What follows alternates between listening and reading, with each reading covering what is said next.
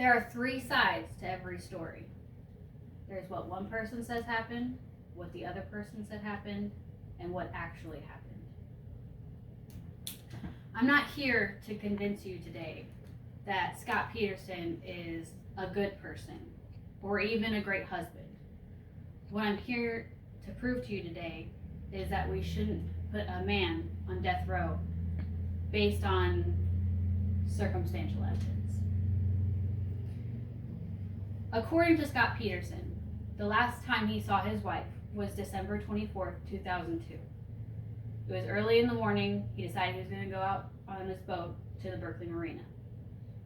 He got to his warehouse at about 10 o'clock in the morning, sent an email, packed up his boat, drove to the Berkeley Marina, which was about a 2-hour drive from his home. Around 2 o'clock, he called his wife. No answer. She's probably busy getting ready, he thought. So he drove home. Got there around 4:30. Found his dog in the backyard with the leash still attached. According to Scott, his wife Lacy was going to take their dog on a walk that morning. Bake some cookies, clean. But he couldn't find Lacy. Well, maybe she went to the neighbors or friends down the street, he thought. I'll just continue to get ready for our Christmas party for later. So that's what he continues to do.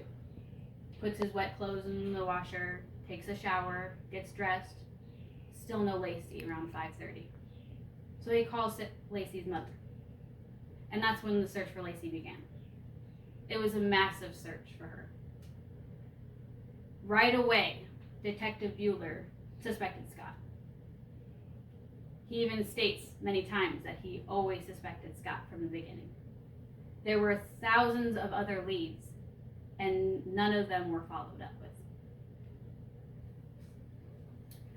On April 13th, 2003, a baby boy washed the shore of San Francisco Bay.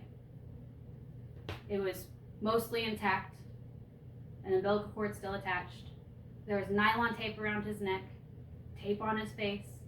He had several lacerations, and from what they could tell, he was very well preserved. The next day, April 14th, 2003, a woman's body washed ashore a mile away from where the baby was found. Unlike the baby, she was not well preserved, hardly recognizable. Her head had been cut off and all of her limbs were cut off. A couple days later, on April 18th, they were identified as Lacy Peterson and their unborn son, Connor. Police suspected Scott from the very beginning. Detective Bueller, who was on the case, even has stated many times in his interview he always suspected Scott. What did they suspect Scott of? Well, they suspected that he killed Lacy in what they call a soft kill, which basically means suffocation, strangulation, something that doesn't require a whole lot of blood. And then loaded her up in his truck, and then drove to his shop, loaded her up in the boat, and then drove her out to the Berkeley Marina and dumped her body. Now, the problems with this theory.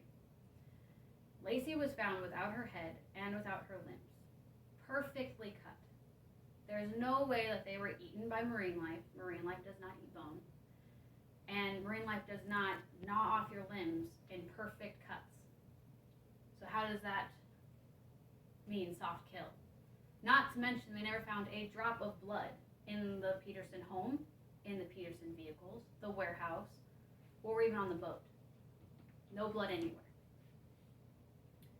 Another problem with this. Lacy was seen by several witnesses that morning walking her dog, when Scott was already at his place of business sending an email. So how does that mean that he killed Lacy? Another theory is, how do you explain the dog that had the leash on him? How did he get back into the backyard? They also theorized that Scott might have killed her the day before. But again, no blood. Why he killed Lacy is based on two theories. One, Lacy is putting too much financial pressure on him. They had a new baby. She wanted more babies. She wanted a better house in a better neighborhood, a better car for their little one. And a second theory, it was brought to light early on in the investigation that Scott was cheating with a girl named Amber Frey. So theoretically, they thought he killed Lacy so he could be with Amber. The problem with this theory is Amber and Scott met on the 20th of November, and during that time, they only went on 2 dates. So in retrospect, why would you kill someone for somebody else after only 2 dates? And everybody cheats. Once, twice. Some people get caught, some people don't. Most people have done it once in their lifetime at least. In fact, even they say 20% of married men cheat on their wives. Mostly for just an ego boost. Not even because they hate their wives. Even Brad Pitt cheated and he didn't kill his wife. So does cheating necessarily make him a murderer?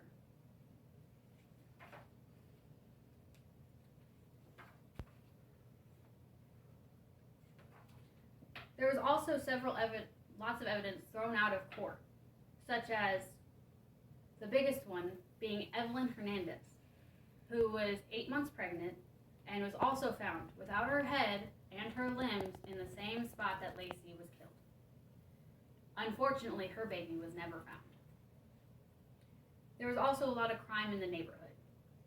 In fact, the day that Lacy went missing, around the time that Lacy probably would have been coming back home, there was a robbery next door. When they found the people responsible for the burglary, the cops brought them into questioning. And they said, "We had nothing to do with that pregnant girl." And the cops said, "Well, we don't want to talk about that. We just want to talk about the burglary." And they're like, "Well, the burglary happened on the 27th. So they immediately threw it out.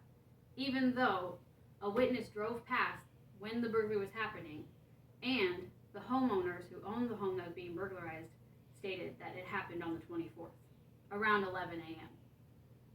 People who have known Lacy said there's no way she would have walked past a burglary and not said anything. So it's also theorized that she said something and got taken. Another thing is that the autopsy reports were mishandled. A lot of things were thrown out. Connor was found in a bag. Instead of keeping the bag for evidence, the cop threw it away. The nylon tape around his neck and the tape on his face were magically missing when they arrived in the coroner's office. And Lacy's autopsy report stated that she had died sometime between the 25th and the 26th of December, not the 24th or the 23rd, meaning she was held for a couple days before being killed. So in conclusion, a lot of things went wrong in this case. Yes, Scott's not the best husband. He probably didn't show much emotion when Lacy was gone. He probably, honestly, might have not cared. And yes, he cheated. But does that make him a murderer? What's the hard evidence that proves that he's a murderer? That's what he should be convicted of. I got most of my information of 2 documentaries. One, The Murder of Lacy Peterson. The other one, Scott Peterson, A Murder Mystery. 3 books, Blood Brother, which was written by his sister, his half-sister, who believed that he was guilty based on the fact that he didn't want to show any emotion or watch the news. So, in my opinion, it wasn't very good reasons. Also, A Deadly Game by Captain Cryer was also a good one. And another one was written by his lawyer. It was called Presumed Guilty, where he listed all this evidence that was thrown out. And that it was by Matt Dalton. Thank you for listening.